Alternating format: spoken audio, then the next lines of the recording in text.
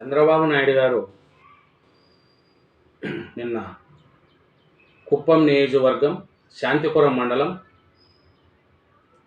కడపల్లి పంచాయతీ శివపురం వద్ద నిర్మించిన ఇంట్లోకి దేవతామూర్తుల చిత్రపటాలతో ప్రవేశిస్తున్న చంద్రబాబు, భువనేశ్వరి, లోకేష్, బ్రాహ్మణి. అంటే కుప్పంలో తన సొంతంగా ఇల్లు కట్టుకొని నిన్న 4:40 గృహప్రవేశాల్లో ప్రవేశించారండి చంద్రబాబు దంపతులు, నారా లోకేష్ దంపతులు. వీళ్లకు మేళతాళాలు,